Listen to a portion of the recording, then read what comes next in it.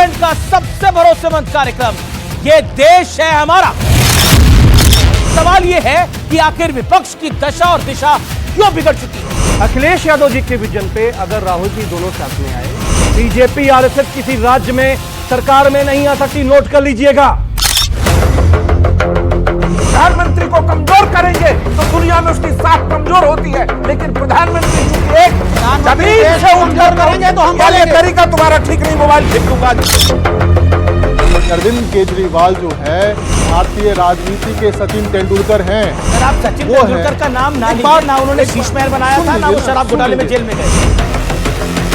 दिल्ली का बोले बच्चा बच्चा अरविंद केजरीवाल है नहीं सच्चा।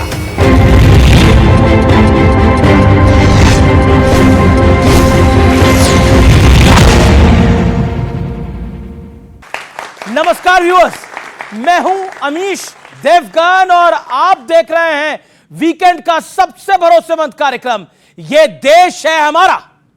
पहले देश में शानदार और जबरदस्त चुनावी जीत, इसके बाद फ्रांस में जोरदार भव्य स्वागत और उसके बाद अमेरिका में ऐतिहासिक welcome.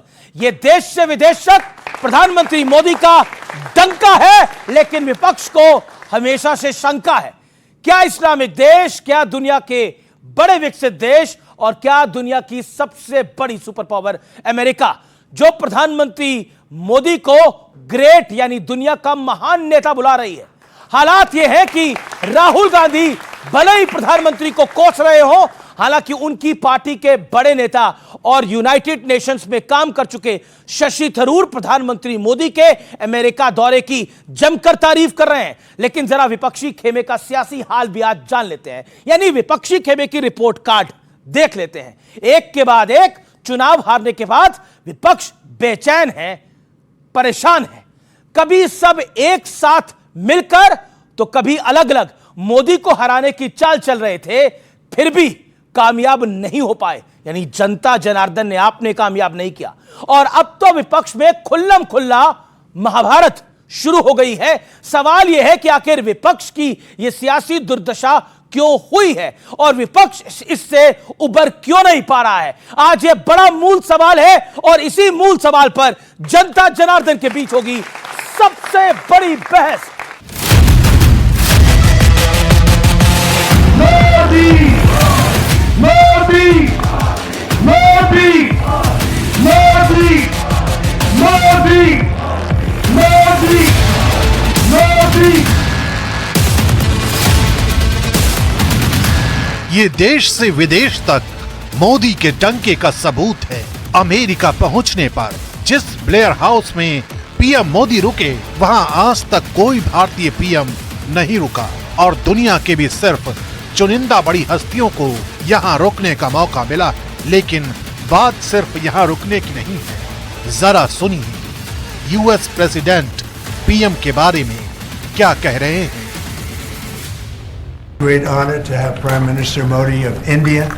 He is a great friend of mine for a long time. We've had a wonderful relationship and we kept the relationship during the 4-year period. Really an honor to see you and you've been my friend for a long time and congratulations on having done a great job. Thank you. इस शानदार स्वागत का नतीजा ये हुआ कि कांग्रेस के शशि थरूर भी इस दौरे की तारीफ करने लगे। A very good outcome, because otherwise the fear was there might be some hasty decisions made in Washington which would have affected our exports. This way there is time to discuss and negotiate. I welcome that. Modi Modi Modi Modi. और देश की जनता ने तो पहले ही मोदी को sir माथे पर बैठाया हुआ है। केंद्र में लगातार 3 बार की सत्ता और इसके बाद महाराष्ट्र, हरियाणा और दिल्ली की प्रचंड जीत इसका सीधा सबूत है। हमारे प्रधानमंत्री मोदी जी के लिए सुपर पावर ट्रम्प वो चेयर पुल कर रहे हैं और सारी बातों को मान रहे हैं। ये आज देख के पूरा विश्व एक भौचक्का हो गया। दुश्मन देशों की तो होश उड़ गए और यहाँ भारत में जितने विरोधी हैं उनकी रातों से नींद हराम है। जब से वो विजुअल देख रहे हैं सब बैठ के छाती पीट रहे हैं। लेकिन दूसरी तरफ विपक्ष जो अब पहले से ज्यादा हताश, पहले से ज्यादा निराश और सियासी तौर पर पहले से ज्यादा बदहवास दिख रहा है। ऊपर से विपक्षी खेमे में सिर फुटबॉल भी चल रही है। तो सवाल है कि क्या ऐसे हाल में विपक्ष की दशा दिशा सुधर पाएगी? आज इसी पर चर्चा के बीच होगी देश की सबसे बड़ी बहस। तो आज की बहस का एजेंडा क्या है आपको बता देते हैं। लोकसभा चुनाव के बाद मोदी की ताकत बढ़ी है, यानी जो लोग सोच रहे थे 240 के बाद मोदी का डाउनफॉल होगा, वो सुंदर सपना टूट गया है। राज्यों में बीजेपी को बम्पर जीत देकर जनता ने लोकसभा वाली भूल का सुधार किया है, ऐसा प्रतीत होता है। हरियाणा, महाराष्ट्र के अंदर, दिल्ली में भी विपक्षी गठबंधन पर निजी स्वार्थ भारी पड़ रहा है। यह तीसरा और बहुत महत्वपूर्ण पॉइंट है। और चौथा, जो डोनाल्ड ट्रंप ने कहा है मोदी महान है, लेकिन हम उसमें सवाल ऐड कर रहे हैं विपक्ष क्यों परेशान है। आज यह है बहस का एजेंडा। और मेरे साथ कौन कौन है, जोरदार तालियों से अभिनंदन करिए बीजेपी के राष्ट्रीय प्रवक्ता गौरव भाटिया का, सुप्रीम कोर्ट के सीनियर एडवोकेट हैं, जोरदार तालियों से अभिनंदन है। ऋतुराज झा, प्रवक्ता आम आदमी पार्टी के, उनका अभिनंदन है। अमित जवाई साहब, प्रवक्ता समाजवादी पार्टी के, जोरदार तालियों के साथ अभिनंदन है। मेरे साथ सत्यप्रकाश मिश्रा है, नेता है जेडीयू के, जोरदार तालियों के साथ अभिनंदन है।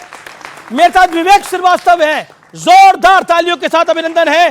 तो गौरव भाटिया, सीधा सवाल आपसे यह है कि जब 240 का नंबर आया भारतीय जनता पार्टी का, तो विवेक श्रीवास्तव को बहुत खुशी हो रही थी कि देखिए अब मोदी और बीजेपी ऐसे नीचे जाएंगी, और अमित जमाई साहब को भी लग रहा था अब तो बीजेपी का अंत नजदीक है। ऋतुराज झा ने तो इंश्योर कर लिया था कि दिल्ली में तो अब हो सकता है 70 में से 70 सीटें आएंगी।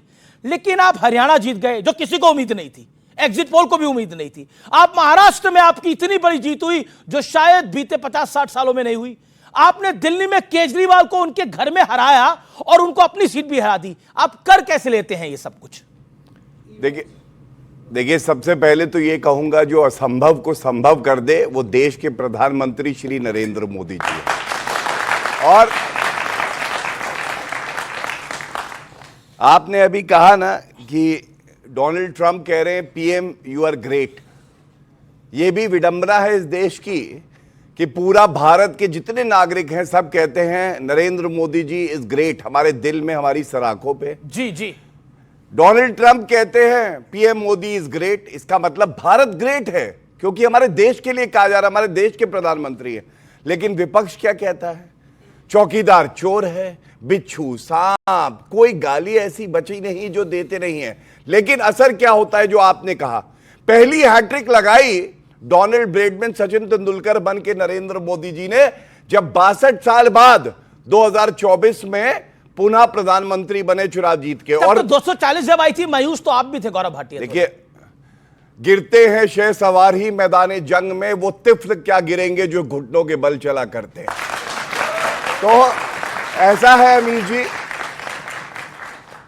आपने सही कहा, जिस तरह की मेहनत हमारे प्रधानमंत्री जी, राष्ट्रीय अध्यक्ष जी अमित शाह जी, तमाम कार्यकर्ताओं ने करी है, हमें उम्मीद थी कि हम पिछला आंकड़ा पार करेंगे, नहीं किया। लेकिन एक बड़ी बात है, और ये जनता के लिए भी सबक है, हमने ईवीएम पे ठीकरा नहीं फोड़ा। हमने ये नहीं कहा जनता राक्षस है जैसे रणदीप सुरजेवाला कहते हैं। हमने विनम्रता से उसे स्वीकारा और आगे बढ़े। और एक और हैट्रिक लगी जो मैं बताने जा रहा था, पहले हरियाणा जीते, फिर महाराष्ट्र जीते, और अब दिल्ली में भी हमें जनता ने आशीर्वाद दिया है। इसका मतलब यह है कि अभी मंजिलें और बाकी हैं। अभी भारत देखना चाहता है कि हम तीसरी सबसे बड़ी अर्थव्यवस्था बने। भारत देखना चाहता है कि जो पीओके कब्जाया हुआ है उसमें तिरंगा लहराए, और भारत देखना चाहता है हर युवा के पास नौकरी हो, इलाज के साधन हो, शिक्षा के साधन हो, और मुश्किल ही डगर क्यों ना हो, लेकिन ये मंजिल जीत के रहेंगे। ये भारत का हौसला है, मोदी जी की ताकत है। मैं रुक करता हूं आपका अमित जमाई। अमित जमाई, क्या आपको लगता है कि ये बीजेपी का वाकई एक बड़ा कमबैक है? चाहे वो बाई इलेक्शंस हो यूपी के अंदर, चाहे वो दिल्ली का चुनाव हो, चाहे वो महाराष्ट्र का चुनाव हो, चाहे वो हरियाणा का चुनाव हो, और ये जो आपके गठबंधन में फूट है उसका भी एक नतीजा है। अमित तिगन जी, आप ये जानते हैं कि 2024 का जो ये महल जो खड़ा हुआ है वो आदरणीय नीतीश जी और चंद्रबाबू नायडू के कंधे पे खड़ा हुआ है। वो कंधा जब तक है, प्रधानमंत्री जी हमारे देश के प्रधानमंत्री हैं, आपने विदेश जाने की बात करी, हमारे प्रधानमंत्री जी की सम्मान बढ़े, इज्जत बढ़े, चाहे भारतीयों में कोई भी हो, हम सब हों, आप हों, कितना भी हमारा विरोध, हमारा नीतियों पर विरोध है ना, हमारा उनसे देश के बतौर प्रधानमंत्री विरोध नहीं है। हम चाहते हैं कि भारत की इज्जत अमेरिका में और बढ़नी चाहिए। जी जी, हम ये चाहते थे कि भारत के प्रधानमंत्री को, ट्रंप साहब जब अपना शपथ कर रहे थे तो भारत के प्रधानमंत्री जी को वहां पे बुलाना चाहिए था।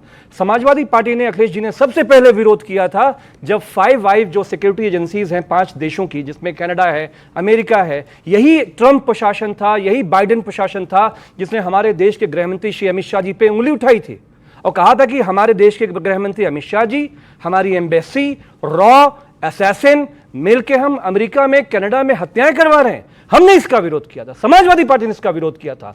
तो गृहमंत्री वो हमारे देश के हैं, लेकिन नहीं जो विरोध, नीतियां, ये तो कितनी अच्छी बात है कि कुल मिलाकर थर-थर कांप रहे हैं बाहर आतंकवादी, कहीं क्या पता भारत किसी को भेज ना दे हमारा काम तमाम करने के लिए। ये भारत, ये तो भारत की बढ़ती हुई ताकत, ये तो मतलब भारत की ताकत बढ़ रही है ना। पहले आतंकवादी हमारे घर पे आके मारते थे, अब आतंकवादियों को अगर हमारे लोग जाके घर पे मार रहे हैं तो मुझे तो इसमें कोई गड़बड़ नहीं लगती। एक आखिरी बात देखिए, अब फर्क क्यों आया है मैं बताता हूं। जी। फर्क इसलिए आया है, मिल्कीपुर जो हारे हैं ना, सारा मिल्क इनका निकल गया है लग रहा है। 61,000 अभी बीच में नहीं, अभी देखिए छोटा भाई भी बोला। अच्छा ठीक है, एक आप भी 10 जी। देखिए बायपोल हुए 10 बायपोल, 10 में 8 भारतीय जनता पार्टी जीती और मिल्कीपुर जीती 61,000 से।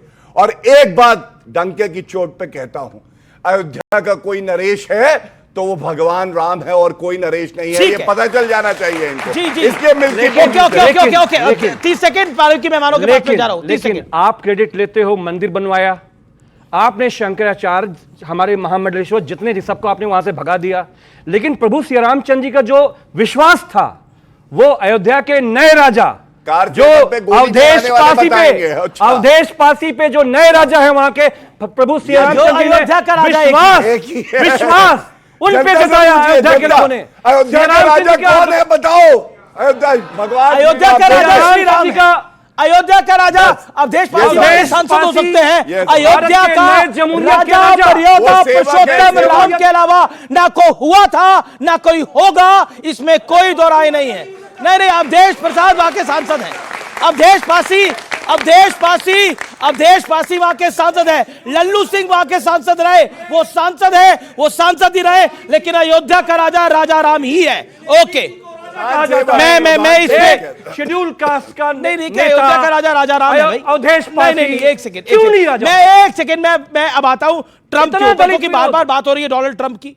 तो मुझे लगता है कि डोनाल्ड ट्रंप ने प्रधानमंत्री मोदी के बारे में क्या बोला वो मैं सुना देता हूं और उसके बाद राय लेता हूं। ओके, सुनाते हैं वो पहले। Oh, he's a much tougher negotiator than me, and he's a much better negotiator than me. There's not even a contest. Okay? Well, there was no role for our deep state. It was. This is something that the Prime Minister has been working on for a long time, and has been worked on for hundreds of years. Frankly, I've been reading about it. But I will leave Bangladesh to the Prime Minister. Okay, तो आप सोच रहे हैं, मतलब Donald Trump कह रहे हैं कि बांग्लादेश का जो मोदी निर्णय करेंगे वही उसी निर्णय के हम साथ रहेंगे, और साथ ही साथ मोदी बड़े हार्ड नेगोशिएटर हैं। क्या आपको लगता है कि ये दुनिया की सबसे बड़ी जो सुपर पावर जिसको माना जाता है सत्यप्रकाश मिश्रा, उसके राष्ट्रपति हमारे प्रधानमंत्री के लिए कह रहे हैं, लेकिन हमारे यहाँ ये कह रहे हैं, हमारे यहाँ नहीं, एक सेकंड, सर्टिफिकेट कोई आप इतने बड़े एंकर हैं, एक सेकंड, आप कह रहे हैं कि भारत को ट्रंप का सर्टिफिकेट चाहिए। हमें नहीं चाहिए ट्रंप का सर्टिफिकेट। वो आदमी जिसने 100 से ज्यादा लोगों को हथकड़ी लगा करके यहां भेजा है, शर्मिंदगी की बात है भारत के लिए।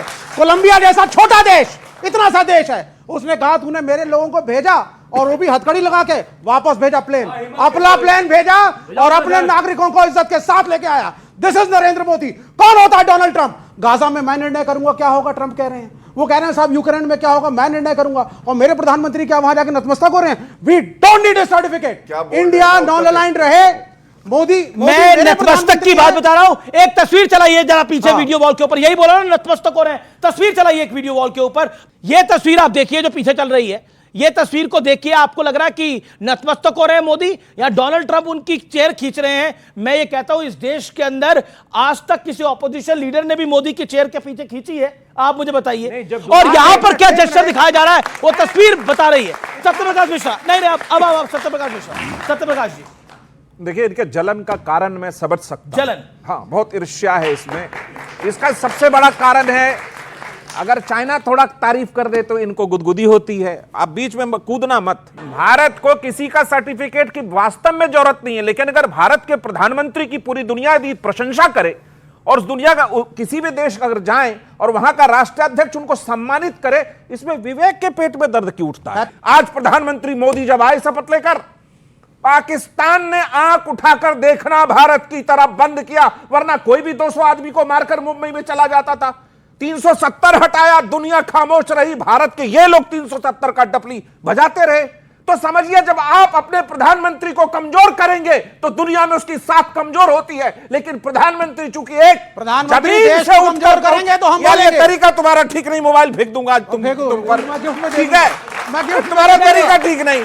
आप समझिए, प्रधानमंत्री से कांग्रेस पार्टी की दिक्कत क्या है कि एक जमीन से उठा व्यक्ति यदि देश के सर्वोच्च ताकत तक पहुंचा है, चुनकर पहुंचा है, 353 सीट लेकर पहुंचा, जितनी आपके पास औकात नहीं सीट लेने की, उससे ज्यादा 240 इस बार भी लेकर पहुंचा है, 293 है। आपको दर्द उठ रहा है। मेरा मानना है, लेकिन ये हुआ क्या? आपका एनालिसिस क्या कहता है? 240 पे ऐसा लगा कि विपक्ष को ऐसा लग रहा था कि बीजेपी और एनडीए ऐसे नीचे जाएगा, लेकिन ऐसा हुआ कि कमबैक बहुत जबरदस्त हुआ। कमबैक हमारा होगा, हम ही सरकार बनाएंगे 2029। अरे ये तुम comeback बीच में है। बोलने का आदत बहुत खराब है तुम्हारा यार। मतलब इसमें तो ऋतुराज झा भी कमबैक पे मुस्कुरा रहे हैं। देखिए, कहीं ना बनेगी ना। अच्छा, ये कमबैक बनेगी। है, तो सेटबैक क्या होता है मुझे नहीं पता भाई, अगर ये 2029 comeback है। में हमारी सरकार होगी, हम तो घोषणा कर रहे हैं। देखिए, हम और आप हरियाणा पर डिबेट कर रहे थे, हम और आप हरियाणा पे डिबेट कर रहे थे, उसी दिन कह दिया कि आम आदमी से जो हाथ मिलाना चाहता है वो पार्टी वह कमजोर है, कांग्रेस हार गई। महाराष्ट्र में प्रचंड बहुमत आया। दिल्ली का चुनाव आपने साफ देखा कि जो आदमी ईमानदारी की राजनीति का स्लोगन लेकर चढ़ा और शराब घोटाले के भ्रष्टाचार में शीश महल के थ्रू जेल गया, उस व्यक्ति को नकार दिया दिल्ली ने। तो आप समझिए कि मोदी व्यक्तित्व से बड़ा उनकी नीति बड़ी है, उस नीति में उनका कमिटमेंट है, तब वो नरेंद्र मोदी है। एक बात है, उस वचन को उन्होंने पूरा किया तो वो भारत के सबसे महान प्रधानमंत्री हैं। जी, क्या आपको लगता है कि दिल्ली एक आखिरी किला था, ऐसा लगता था कि उसको भेद पाना मुश्किल है, विपक्ष को भी लगता था कि दिल्ली का किला भेद पाना मुश्किल है, लेकिन मोदी और अमित शाह ने उस किले को भी भेद लिया, और यह आप लोगों के लिए भी एक बड़ा पॉलिटिकल सेटबैक है। और आप जिस लड़ाई को लड़के आए थे, यानी भ्रष्टाचार के खिलाफ वाली लड़ाई को, उसी भ्रष्टाचार में, उसी शराब घोटाले में, उसी शीश महल के चक्कर में फंस गए। Rituraj Jha, a big setback for opposition. Amit ji, जनतंत्र में जनता ही जनार्दन होती है और जनता का निर्णय सरमाथे पर है। महत्वपूर्ण। 27 साल के बाद भारतीय जनता पार्टी के ऊपर में दिल्ली की जनता ने विश्वास किया है, बहुत उम्मीदों से इनको चुना है, और मैं इनको बधाई देता हूं। और यही उम्मीद करता हूं कि जो इन्होंने कहा कि मोदी इज़ ग्रेट, मोदी के ऊपर बहुत विश्वास है, तो दिल्ली की जनता ने आप पे विश्वास करके आपको मौका दिया है, 27 साल के बाद दिया है। तो हम तो यही चाहते हैं कि जल्दी से सरकार बनाइए, मुख्यमंत्री चुनिए, कैबिनेट बनाइए, और जल्दी से कैबिनेट की मीटिंग करके 2500 रुपया महीना जो महिलाओं को जो आपने वादा किया है वो दीजिए, 300 यूनिट बिजली दीजिए, 500 में सिलेंडर दीजिए, यमुना पर निर्णय करिए। तो दिल्ली की जनता ने जिस उम्मीद से आपको चुना है उस काम को करिए, है ना।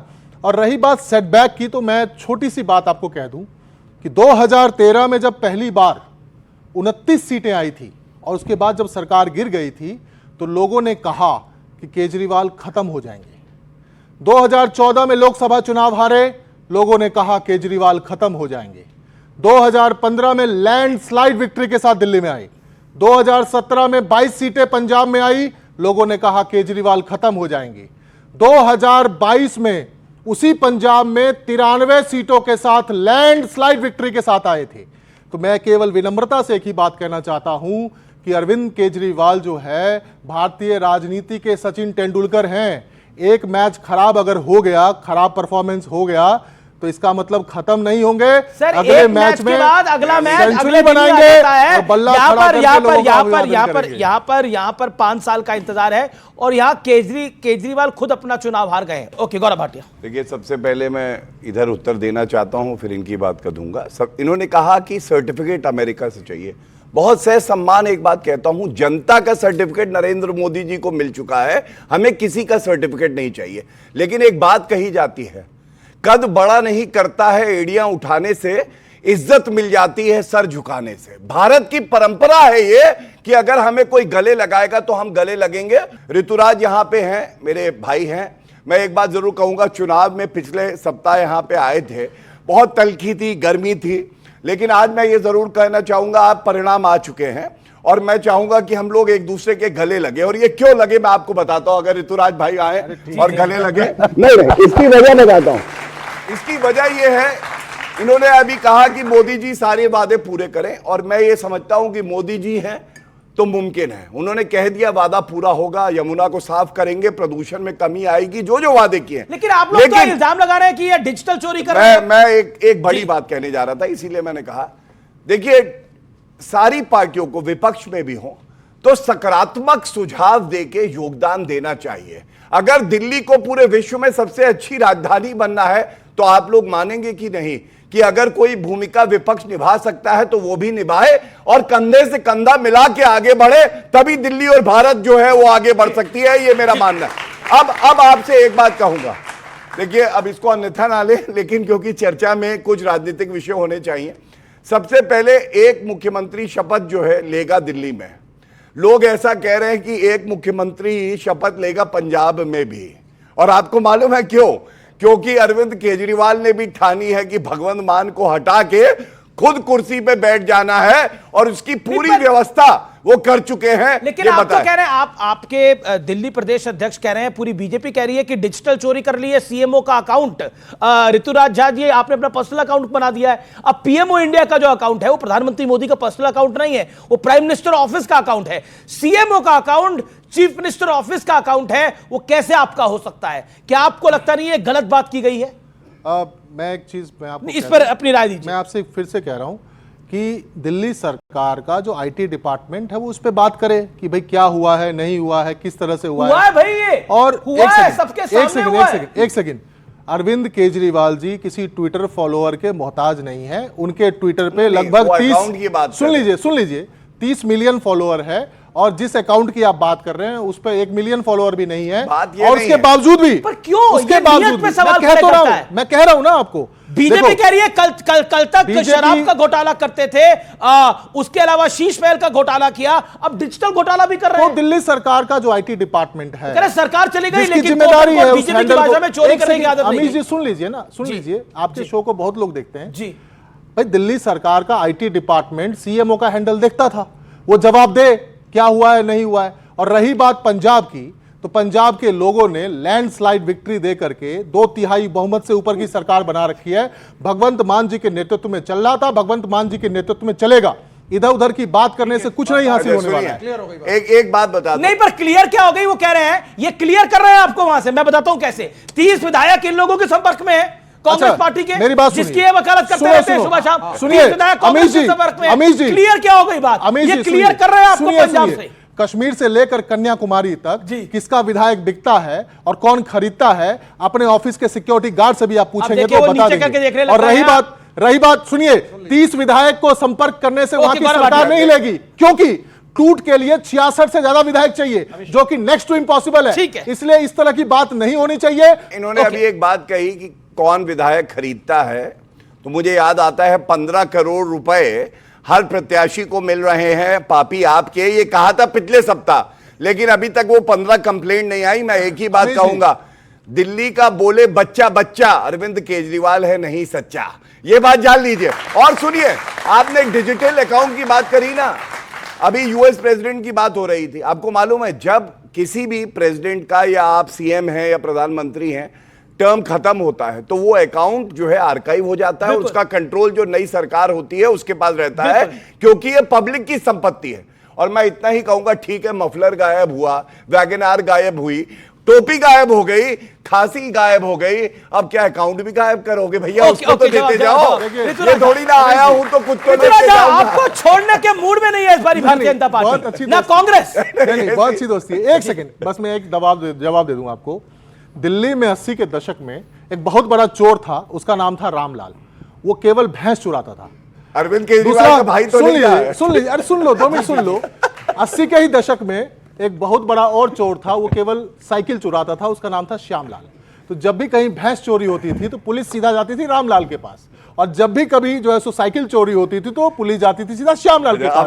तो जब भी इसी तरीके से देश में जब भी विधायकों को तोड़ फोड़ करना हो, पैसा ऑफर करना हो, तोड़ फोड़ के सरकार बनाना हो, आज तक कश्मीर से लेकर कन्याकुमारी तक एक ही पार्टी है, तो उसमें एसीबी को जाने में क्या दिक्कत है? क्यों नहीं जाते हो?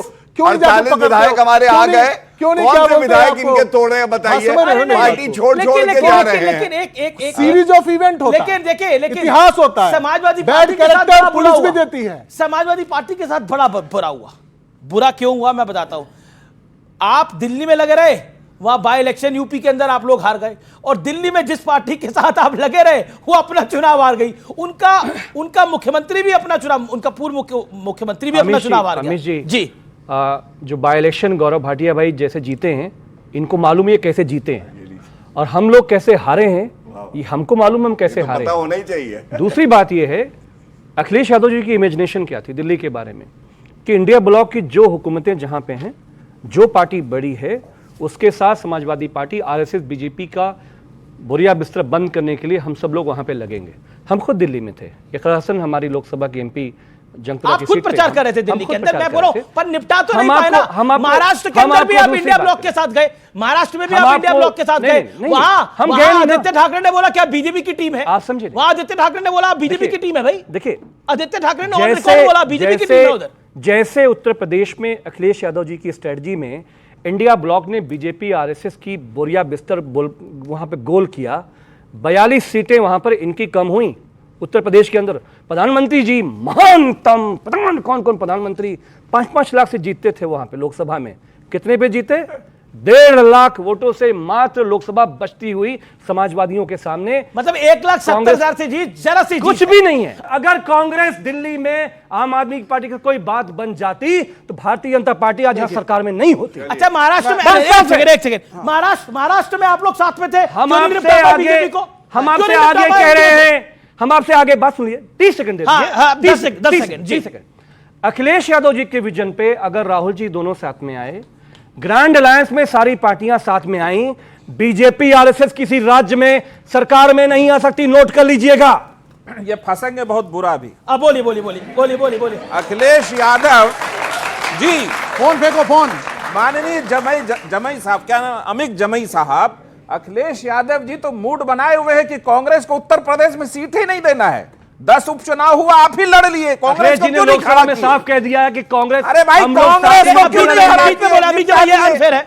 अरे आपकी पार्टी रहेगी ये बताओ बिहार में। मांगा आपको दिया, ये 10 उपचुनाव लड़े, उसमें निपट गए, अभी मिल्कीपुर लड़े, उसमें निपट गए। कांग्रेस को ले जाते साथ में, आम आदमी को भी ले जाते, थोड़ा उद्धव जी को भी बुला लेते। अगर कांग्रेस भी साथ में आती तो दिल्ली में हम जीत जाते। नहीं बनती सरकार। पहले तो यूपी में जीत नहीं रहे, दिल्ली में कहां से जीत जाते? प्रवचन दे रहे, जो जिनका बेस है यूपी में वो प्रवचन दे रहा है। दिल्ली पे एक बात मुझे क्या दिल्ली की जनता, पार्टी की समाजवादी पार्टी पूरे देश में अखिलेश यादव का जलवा, और आप कह रहे हैं कि दिल्ली में क्या उनका? 10 सीट हार गए, अभी जलवा। अमित जमाई अब देखा अनफेयर हो रहा है। ओके, वो कह रहा है अखिलेश जी का तो देश में जलवा है। नहीं, अखिलेश जी का जलवा बांग्लादेश में भी होगा, मैं इससे इनकार नहीं करता। अखिलेश जी का जलवा हर जगह बरकरार रहे, मेरी शुभकामना है। लेकिन अगर आप जो दावा कर रहे हैं कि अखिलेश जी दिल्ली में जिता देते, अरे आप 10 उपचुनाव हार गए, अभी मिल्कीपुर हार गए, तो थोड़ा ठहरिए, क्योंकि बात हो रही है अलायंस की, और बार बार कहा गया, अभी अमित जमाई ने बोला कि देखिए अगर हम एक साथ होते तो खेल बिगाड़ देते, अगर हम एक साथ आ जाते तो हमारा जलवा बन जाता। मैं 3 एग्जांपल देना चाहता हूं, मैं एक एक करके देता हूं। सपा बसपा यानी समाजवादी पार्टी और बीएसपी एक साथ आए, क्या बीजेपी का खेल बिगाड़ पाए थे यूपी के अंदर? Point number 1। Point number 2, Delhi के लोकसभा इलेक्शन में कांग्रेस और आम आदमी पार्टी एक साथ थे, क्या बीजेपी का खेल बिगाड़ पाए? एक भी सीट किसी की नहीं आई। पॉइंट नंबर 2 और पॉइंट नंबर 3 जो कि बहुत महत्वपूर्ण है, महाराष्ट्र में सारे मिलकर लड़े चुनाव, समाजवादी पार्टी भी साथ में थी, उद्धव ठाकरे भी साथ में थे, शरद पवार भी साथ में थे, और कांग्रेस भी साथ में थी। क्या बीजेपी को हिला पाए? बीजेपी इतिहास की अपनी सबसे ज्यादा सीटें 132 लेके आई। मेरा कहने का तात्पर्य यह है कि राजनीति के अंदर आप 1+1 11 नहीं होता, 1 + 1 2 ही होता है, बस समझ लीजिए। दिल्ली के अंदर कांग्रेस की वजह से बहुत सी सीटों के ऊपर जो वोट सेकुलर अलायंस को आने चाहिए थे नहीं आए हैं। ये भाजपा की जीत नहीं है, ये भाजपा की जीत नहीं है, ये हमारी अपनी जो अंडरस्टैंडिंग नहीं गई। एक सेकंड, ये जो हमारी अपनी संदीप दीक्षित ने बोला अगर 10 लोग भी और हमारे साथ अलायंस में होते हैं अरविंद केजरीवाल को बचाने के लिए, इस बार अरविंद केजरीवाल नहीं बचते। नहीं, ऐसा नहीं है। वो कह रहे हैं ऐसा। वोटों का एनालिसिस अलग है, वोटों का एनालिसिस अलग है। और सुन लीजिए, जो सचदेवा जी अब बीजेपी में आने के बाद सत्ता में कर रहे हैं, कभी कह रहे हैं सेक्रेटेरिएट की फाइल रोको, कोई नहीं देख सकता, फिर चलिए ट्विटर अकाउंट। उस दिन अमानतुल्लाह साहब को, मैं था ओखला में उस दिन, पूरी छावनी बना दी थी, इतने पुलिसमैन भागे हुए थे, जामिया के बच्चे, कोई नहीं भागा हुआ था, और कोर्ट ने बोला है ही शुड रिमेन आउट। इस पे उत्तर देना है बीजेपी वाले। मत गुस्सा हो यार, सुनिए, इतना गुस्से में है, मतलब लग रहा है अरविंद केजरीवाल के कपड़े फाड़ देंगे भाई आप सुनिए, मत गुस्सा होइए। अच्छा, वैसे कद में छोटे हैं लेकिन घाव जो है बड़ा गंभीर करते हैं। मैं एक बात जरूर कहना चाहूंगा, इनको देख के ऐसा लग रहा है तुम इतना जो मुस्कुरा रहे हो, क्या गम है जिसको छुपा रहे हो? मिल्की इतना गुस्सा नहीं होते। मिल्कीपुर का तीर जो है सही लगा है। और देखिए क्या मजबूरियां है, महा ठग बंधन, ऐसे ही नहीं कहता कोई इनको अमीर जी। आप सोचिए, अरविंद केजरीवाल ने मुलायम सिंह यादव जी को भ्रष्टाचारी बुलाया था, श्रद्धे, बिल्कुल बिल्कुल, और अखिलेश यादव उनका प्रचार कर रहे थे। आप मुझे बताइए, ऐसे ही कोई बेवफा नहीं होता, कुछ तो मजबूरियां रही होंगी अखिलेश यादव की कि जिनके पिता को भ्रष्टाचारी बुलाया उसके लिए प्रचार कर रहे थे। ये बात अलग है, ये बात अलग है। आज भस्मासुर के बाद, भस्मासुर राहुल गांधी आप सब जानते ही हैं, जहां जाते हैं हारते हैं। उसके बाद पनौती कोई है तो अखिलेश यादव है। अखिलेश भैया गए और पापी आपका झाड़ू का जो था तिनका इधर उधर टूट के गिर गया। और सबसे बड़ी बात है, एक बात बता दूं, अभी कह रहे थे कि मोदी जी को चकनाचूर कर दिया। अरे मोदी जी को चकनाचूर तुम लोग क्या करोगे? तुम्हारे लिए तो योगी आदित्यनाथ जी काफी है। योगी आदित्यनाथ जी अभी अगले 20 साल उनको कोई हिलाने वाला पैदा नहीं हुआ है, खासकर टूटी साइकिल और खूनी पंजाब मिल भी जाए तो जो कमल खिला उत्तर प्रदेश में खिलता रहेगा। इन्होंने कहा कि योगी जी हैं तो काफी हैं, वाकई उत्तर प्रदेश के लिए काफी हैं। 100 करोड़ कुंभ में सनातनी हिंदुओं का इंतजाम, 45-50 करोड़ ही अभी पहुंचे हैं। हमारे कितने? सैकड़ों लाशें अभी वहां, अभी किसी के पिता नहीं मिल रहे हैं, किसी की मां नहीं मिल रही है, किसी की बेटियां नहीं मिल रही, किसी का बेटा नहीं मिल रहा है। तो सही बात है कि लोगों को मोक्ष में पहुंचाने के लिए योगी जी काफी हैं, कोई कमी नहीं उसके अंदर। मैं उत्तर दे दूं, बिल्कुल जवाब बनता है भाई, बिल्कुल जवाब बनता है। क्योंकि बात महाकुंभ की करी तो जितना जितना महाकुंभ बढ़ता गया, 50 करोड़ श्रद्धालुओं ने स्नान लिया है ना, इनका दर्द उतना ही बढ़ता गया। क्योंकि ये कहना गलत नहीं है, जैसे जैसे बढ़ रहा है पूजन, इनके चेहरे की बढ़ रही है सूजन। और सबसे बड़ी बात महाकुंभ की क्या आपको मालूम है? अखिलेश यादव क्या कर रहे थे? अरे कौन जात जर्नलिस्ट, कौन जात? आज क्या हुआ है, कौन जात मायने नहीं रखता है, सारे हिंदू एकजुट हो गए हैं। और ये जो हिंदुत्व की ताकत है, इसकी वजह से साइकिल टूटी गई। वो कह रहे हैं कि अखिलेश और राहुल अगर एक साथ आएंगे तो मोदी निपट जाएंगे। बिल्कुल, वो कह रहे हैं अखिलेश और राहुल अगर एक साथ आएंगे तो मोदी पॉलिटिकली निपट जाएंगे, ये दावा है उनका। अच्छा। एक मंच पे अगर दिखे तो एक साथ आए तो वो तो बहुत दिखेंगे, बिहार में दिखने वाले हैं। पक्का भरोसा। हाँ बिल्कुल, एक मिनट सुनिए, अखिलेश और राहुल आए तो अखिलेश जरूर निपट जाएंगे, इसका पूरा भरोसा। अरे 2024 में अगर ताकत नेतृत्व में हो तो आपको पता है जनता आशीर्वाद देगी, आपकी विचारधारा में ताकत होनी चाहिए। और लेकिन सीधे तौर पर ऋतुराज झा, पॉइंट ये है कि भारतीय जनता पार्टी, देखिए कोई भी आप बहाना लगाइए, आप एक साथ आए तब हारी, आप अलग अलग हुए आप लोग तब हारे। पॉइंट यह है कि विपक्षी गठबंधन पर स्वार्थ हावी, और ये मैं जिम्मेदारी से सवाल पूछ रहा हूं, इसलिए स्वार्थ हावी है। आदित्य ठाकरे दिल्ली आते हैं, अरविंद केजरीवाल को सांत्वना देने के लिए पहुंचते हैं, वो हार गए चुनाव, वो शरद पवार के पास नहीं पहुंचते। अब बताइए, अब कहां आदित्य ठाकरे और कहां शरद राव पवार का कद? उनका पॉलिटिकल कद बहुत बड़ा है। अमीश जी देखिए, दिल्ली की जनता ने हमें विपक्ष की भूमिका दी है। हम एक चीज़ आपको बता सकते हैं कि हम मजबूत विपक्ष बन करके अपनी भूमिका निभाएंगे, और जो भी वादा भारतीय जनता पार्टी ने दिल्ली की जनता से किया है उसको जल्द से जल्द जनता को वो पूरा करे, उसके लिए हम संघर्ष करेंगे। क्या विपक्ष में स्वार्थ हावी है? विपक्षी दलों के अंदर मेरा बड़ा जिम्मेदारी से मैं आपसे एक बात कह रहा हूं, अभी मैं बहुत देर से इस बात को सुन रहा था, अखिलेश जी आए। अखिलेश जी जिस सीट पर प्रचार करने के लिए आए किराड़ी में, जो कि जहां से मैं खुद विधायक था 10 साल से, वो सीट इस बार भी 22,000 वोटों से जीते हैं। तो अरविंद जी की वजह से नहीं जीते, अखिलेश जी की वजह से जीते ना। तो देखिए, आप लोग बार बार इस तरह से नहीं, उसकी देखिए हर पार्टी एनालिसिस करती है, एरिया ऑफ इंप्रूवमेंट पे काम करती है, बिल्कुल क्या कमियां रही नहीं रही। सचिन तेंदुलकर एक दिन 0 पे आउट हो जाता है तो वो जाके क्या करता है, वो देखता है कि क्यों आउट हुआ, क्या कमी रही। ऐसे ही पॉलिटिकल पार्टीज भी करती है। अगर 2% वोट हमको कम मिला, इसका मतलब हम लोग, सर आप सचिन तेंदुलकर का नाम ना लीजिए, ना उन्होंने शीश महल बनाया था, ना वो शराब घोटाले में जेल में गए। तो इन्होंने भी, प्रधानमंत्री जी ने राजमहल बनाया, उसमें तो कभी आपने शो नहीं किया। देखिए उस चीज में मत पड़िए आप, है ना। आप पत्रकार हैं, मैं पत्रकार हूं, तभी बोल रहा हूं। सचिन तेंदुलकर का क्या कंपैरिजन इसके अंदर? भारत के पहले प्रधानमंत्री हैं, 15 लाख के सूट पहनते हैं, 8400 करोड़ के जहाज में चलते हैं। लेकिन सचिन तेंदुलकर ने ना शीश महल बनाया, देश के महानतम खिलाड़ियों में से एक है, ना ही वो शराब घोटाले में उन पर कोई आरोप है। इसलिए Sachin Tendulkar can't be compared. Sachin Tendulkar, there is one Sachin Tendulkar and there is one only.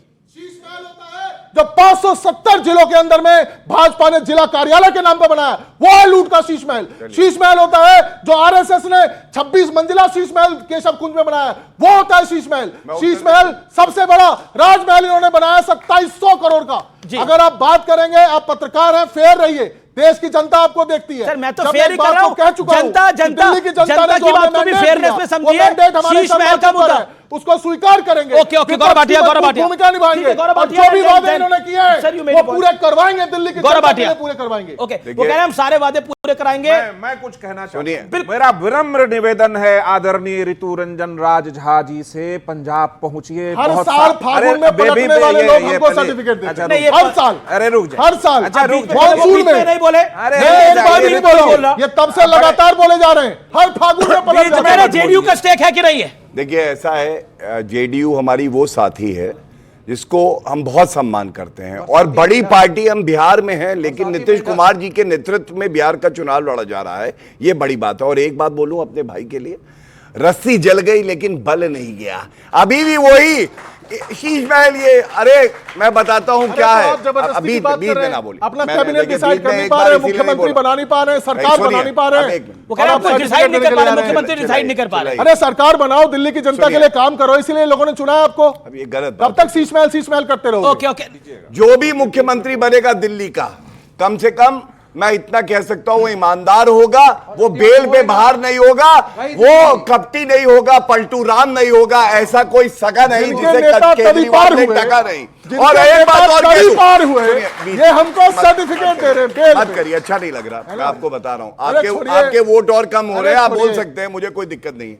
मैं एक बात बोलूंगा, अभी ना एक बैठक हुई दिल्ली में, जो पंजाब के विधायक थे वो आए, एक लाइन मैंने लिखी थी, अरविंद केजरीवाल ने कहा था, टू टू पू पू करती गाड़ियां आती है और जनता देखती रहती है, और उस दिन टू टू पू पू करती हुई गाड़ियां आई और अरविंद केजरीवाल से मिली, इसलिए ये वीवीआईपी कल्चर का आज सिंबल बन गए हैं।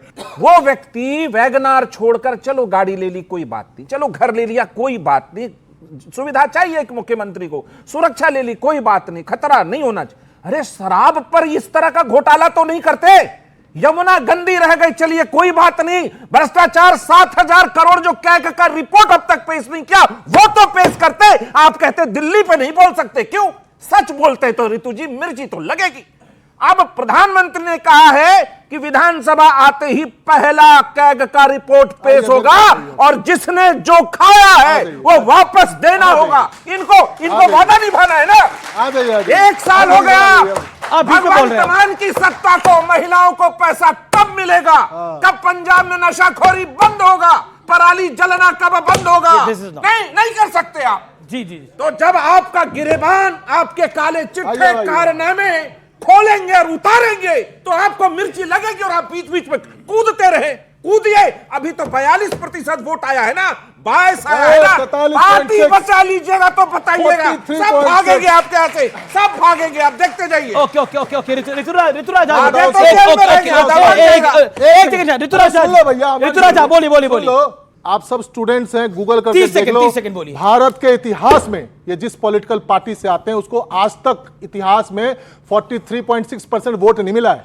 हर फागुन में पलट जाते हैं। अरे जिस डेढ़ बिहार में, करोड़, अरे सुनो ना, अरे सुनो सुनो 2 मिनट सुन लो, अरे सुन लो पहले, अरे सुन लो 2 मिनट सुन नीतीश लो। कुमार जिस जमाने अरे से सुन राजनीति लो, कर रहे हैं ना, अरे सुन लो, उसके जमाने में केजरीवाल की अरे औकात सुन नहीं, लो। उसकी राजनीति हाँ, एक ठीक है। दाग नहीं है उनके ऊपर, ठीक है, औकात 46 साल के हाँ। जीवन में हाँ। एक दाग नहीं है।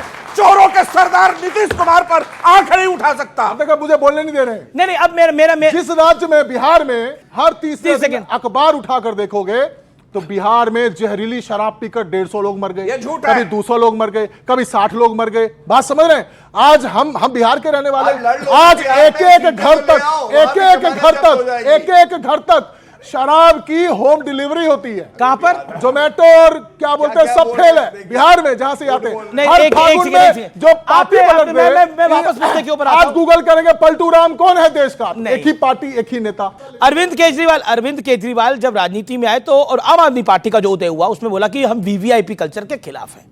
चलिए, बहुत जायज बात है, एक मुख्यमंत्री को सुरक्षा चाहिए होती है, सुरक्षा मिले, वो भी 2-2 राज्यों की पॉइंट में है। अच्छा, सिर्फ मुख्यमंत्री सुरक्षा नहीं ले रहे हैं, इनके सांसद भी 100 से ज्यादा पुलिस वालों को रखे हुए हैं, जिसको लेकर बवाल मचा हुआ है। जो बवाल मचा हुआ है, 100 से ज्यादा पुलिस वालों को लेकर रखे हुए हैं।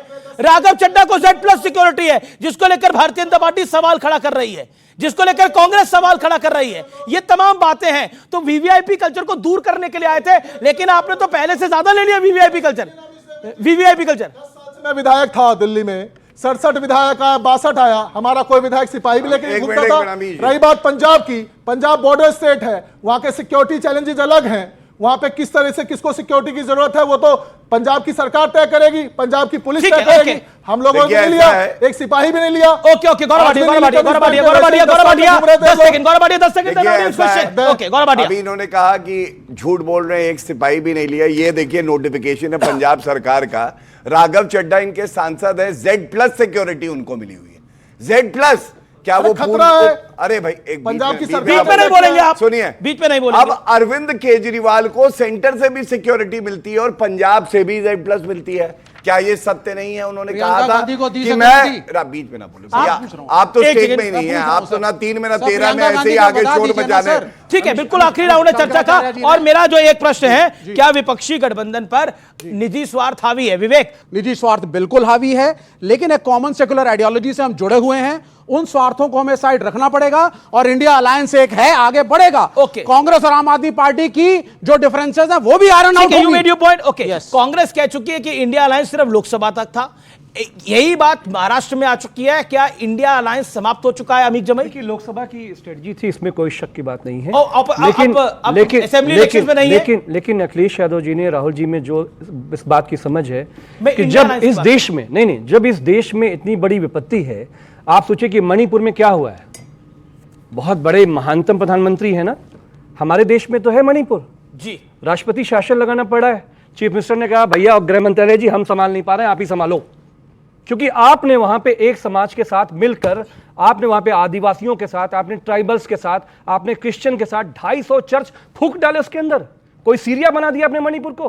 तो ये जो पूरा प्रधानमंत्री का जो पूरा देश को इकट्ठा करने का जो वादा था, और आपने कहा था कि आतंकवाद खत्म कर देंगे, कश्मीर में आतंकवाद खत्म हो गया, जम्मू में आतंकवाद खत्म हो गया। देखिए, निजी स्वार्थ की आपने बात करी। बिहार में चुनौती है, बिहार में एनडीए की सरकार बनेगी, भारतीय जनता पार्टी का कमल खिलेगा, मैं यहीं आऊंगा और आप देख लीजिएगा।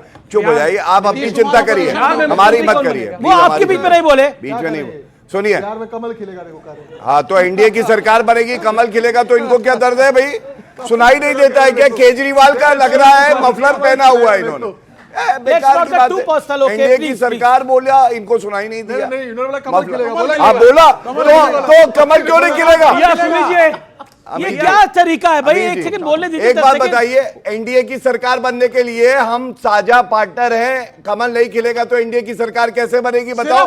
अरे मूर्खों, कम से कम अपने दिमाग की बत्ती जलाओ, तब तो उजाला ही उजाला होगा, वरना अंधेरे में पूरा जीवन निकल जाएगा। अच्छा ठीक है, आप दिल्ली में कांग्रेस की वजह से हारे, आम आदमी पार्टी। देखिए, मैं बहुत कांग्रेस की वजह से हारे आप? मैं बहुत जिम्मेदारी के साथ एक बात कह रहा हूं।